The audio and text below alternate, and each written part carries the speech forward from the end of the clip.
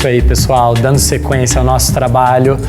Agora, um assunto que alguns alunos ficam incomodados, vamos colocar assim. Eles ficam curiosos, preocupados com o que vai cair de literatura. A Keila vai deixar vocês mais tranquilos. Professora, por favor, é com você. Obrigada. Boa noite, boa noite. Bom, o Vinícius já falou, meu nome é Keila. Eu gostaria de falar um pouco para vocês de literatura, tá? Como o Vinícius disse, alguns alunos ficam questionando um pouco por conta da linguagem.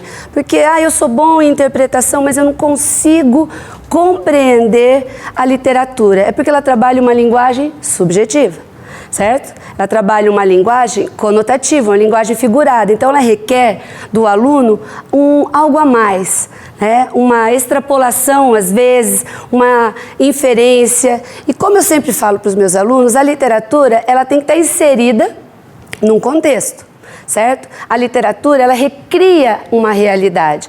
Então, uma das dicas para o Enem é justamente que você tome conhecimento da linha do tempo da literatura, que você conheça os movimentos literários, que você conheça o período histórico no qual cada movimento está inserido, para que a hora que você olhe um texto, você consiga identificar a que ele pertence. Se é um Gregório de Matos, escritor do Barroco, se é um escritor do Romantismo, cuja palavra, eu sempre falo para os alunos que a palavra base do romantismo é a idealização. Muitos dizem que os escritores românticos eles trabalharam a favor da classe dominante, porque eles mascararam a realidade. Ou se é um Machado de Assis, então você conhecendo as peculiaridades dos movimentos literários, e assim, as características, vamos dizer assim, e dos autores também, você vai conseguir ter um bom desempenho. Vamos ver algumas questões? Eu preparei para vocês a primeira questão do João Cabral de Melo Neto. Bom, João Cabral de Melo Neto, escritor do modernismo terceira fase, era um escritor, a gente costuma chamá-lo de poeta engenheiro, pelo cuidado que ele teve com o texto literário, com a formação da poesia. Então ele tinha todo um trabalho de engenheiro mesmo. Ele cuidou da metrificação, ele cuidou da rima. Mas, na verdade, ele queria criar até uma poesia, um antilirismo, mas ele se destacou em Morte e Vida Severina, que eu gosto demais, então por isso que eu escolhi. É uma questão de 2011, eu vou ler o trecho para vocês. Na verdade, são dois textos. Um é o trecho poético, um trecho de Morte e Vida Severina, e outro, o segundo texto, é um texto de um crítico literário, certo? Então vamos lá. O meu nome é Severino, não tenho outro de pia. Como há muitos severinos, que é santo de Romaria, deram então de me chamar Severino de Maria. Como há muitos severinos, com mães chamadas Maria, fiquei sendo o da Maria, do finado Zacarias. Mas isso ainda diz pouco. Há muitos na freguesia, por causa de um coronel que se chamou Zacarias, e que foi o mais antigo senhor desta sesmaria. Como então dizer quem fala ora a vossas senhorias? Daria até, de repente, para cantar, porque essa peça foi adaptada para o cinema e foi musicalizada, mas eu acho melhor não, porque eu posso espantar os alunos, certo? Melhor não. Bom, eu quero que vocês observem a última pergunta dele. Como então dizer quem fala a vossas senhorias? O que é um severino? A palavra severino, o nome dele, eu acho que já já vem desvendar algo para nós. O nome dele, Severino, vem de severo, aquele que vive uma vida difícil, severa lá no sertão. E ele vem mostrando para a gente quem é ele. Com essa pergunta, você conseguiu descobrir quem é ele?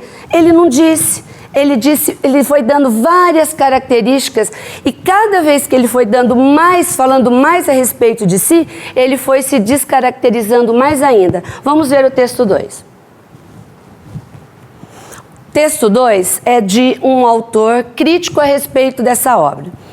João Cabral, que já emprestara a sua voz ao rio, porque ele fala muito do rio nas suas obras, transfere aqui ao retirante Severino, que como o Capibaribe, que é o rio que ele usa muito nas suas obras, também segue no caminho do Recife. Então a gente está vendo que o nosso retirante está caminhando, como assim o rio caminha.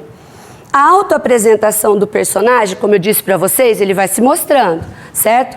Na fala inicial do texto, nos mostra um Severino que quanto mais se define, menos se individualiza, porque ele pode ser qualquer um, certo?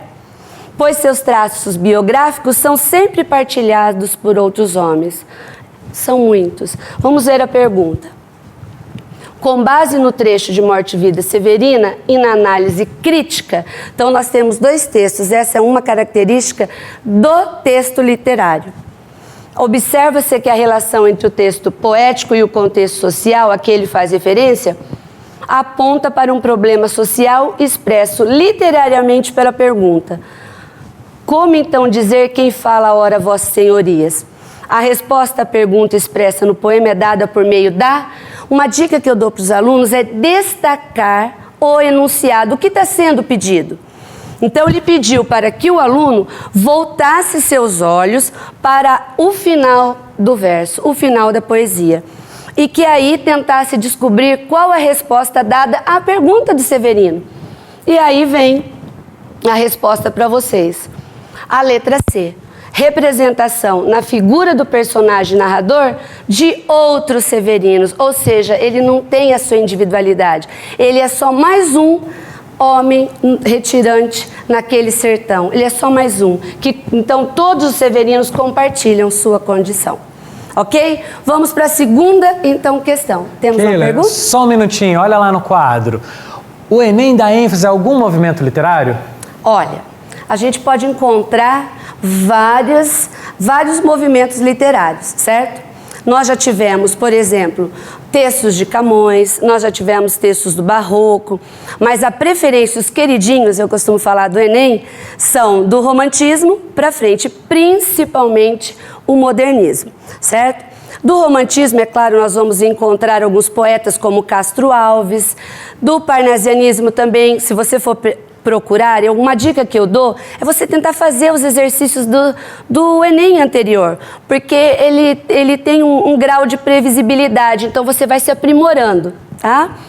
Você pode ver Cruz e Souza também, eu acho que eu providenciei, eu trouxe uma para vocês, vamos ver se dá tempo. Tem também, focando, Cruz e Souza e simbolista, certo? Focando no modernismo, Oswald de Andrade, sempre presente. Mário de Andrade, Manuel Bandeira, Carlos Drummond de Andrade, Cecília Meirelles, João Cabral, que eu acabei de mostrar para vocês, sempre presente no vestibular, no Enem, certo? Bom, vamos para outra. Essa eu vou falar rapidamente para vocês, é uma da Cecília Meirelles, que é uma das minhas poetisas preferidas, tá? Ela diz assim: ai palavras, ai palavras. Antes de continuar lendo, eu queria falar algo para vocês. A Cecília Meirelles, ela faz parte da segunda fase do modernismo brasileiro. A segunda fase era uma fase inserida num contexto bem complexo de ditadura de Getúlio Vargas, de Segunda Guerra Mundial, terminando com, vai de 1930 a 1945, então terminando com a bomba que destruiu a cidade de Hiroshima e Nagasaki. Então nós temos vários problemas políticos, sociais acontecendo. Então o poeta da segunda geração, ele tinha consciência do papel que a literatura tinha na sociedade de conscientização. Então a palavra era algo muito importante. Então vocês vão encontrar, quando falar de Drummond, de Cecília principalmente, vocês vão perceber a ênfase que é dada à metalinguagem, o fazer poético, a importância da palavra. Então ela já começa aqui assim: ai palavras, que estranha potência vossa, todo sentido da vida principia a vossa porta. O mel do amor cristaliza, seu perfume em vossa rosa, sois o sonho e sois a audácia, calúnia, fúria, derrota. Então a palavra tem um poder muito forte de amor e de ódio, né? De destruição. A liberdade das almas, ai com letras se elabora, e dos venenos humanos sois a mais fina retorta, frágil, frágil como vidro, e mais que o aço poderosa, reis, impérios, povos, tempos, pelo vosso impulso rodam. Ou seja, diante da palavra, tudo cai. Ela tem a força. A pergunta estava ligada, ele cita no enunciado a questão da Inconfidência Mineira, que é um livro, o Romanceiro da Inconfidência, muito importante da Cecília Meirelles. Só que você nem precisaria ter lido o livro, porque ele já te dá a dica no enunciado. O que ele quer saber realmente? Ele pergunta assim... a obra, no entanto, elabora uma reflexão mais ampla sobre a seguinte relação entre o homem e a linguagem. Ela já deu a dica pra gente, certo? Ela já mostrou a importância da palavra liberdade. Olha a resposta. As relações humanas, em suas múltiplas esferas, têm seu equilíbrio vinculado ao significado das palavras. Então, a palavra tem o poder, e eles sabiam disso. Maravilha, Keila. Muito obrigada. Professora, eu estava aqui apaixonado assistindo a aula. A gente fica aprendendo aqui, é gostoso, né? Gente, perceba, eu tenho a impressão, pelas palavras da Keila, temas do cotidiano e mais atuais. A preocupação é essa, do modernismo para frente, é isso, professora? Principalmente. Principalmente, fica aí a dica. A gente continua daqui a pouquinho. Até já.